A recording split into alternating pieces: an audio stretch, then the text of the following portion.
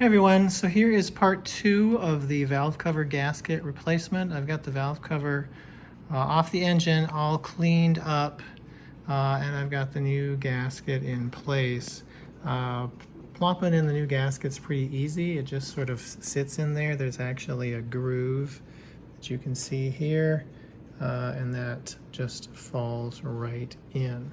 And unlike some valve covers where they're kind of, there's a stretch to fit or there's some looseness and you got to tack it down with like RTV sealant to get it to stay in place.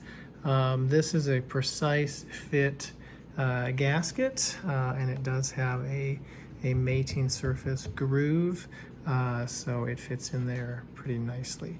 It is critically important to make sure that that is clean and free of debris. My valve cover gasket was actually in pretty good shape. It just came right off, didn't leave anything behind. If somebody had, glued it down with a bunch of RTV sealant, you'd have to scrape all that out. None is in there and none is required on the valve cover. There is a spot that I will show you in part 3 when we're going to bolt this on. There's a spot on the actual cylinder head where you need to put a few dabs of RTV sealant, but you do not need to put any on the valve cover itself, and the gasket just plops down right in there. I got a Fel Pro gasket set, and it actually comes with, in addition to this gasket for the valve cover itself, it comes with new grommets. These are pretty easy to pop out, and I've got the old ones here, and mainly this rubber is as old as the old gasket, and might as well replace it since it comes with the gasket set. There is a cheaper option where you can just get this. If these look in pretty good shape, you're fine with keeping those. You can actually, it's about half price if you just want this piece. But I got the Fel Pro gasket set, got the new grommets in here. Old ones just pop out, pop the new ones in. And then there actually is a secondary, so this is actually a secondary gasket, and that is for this part right here.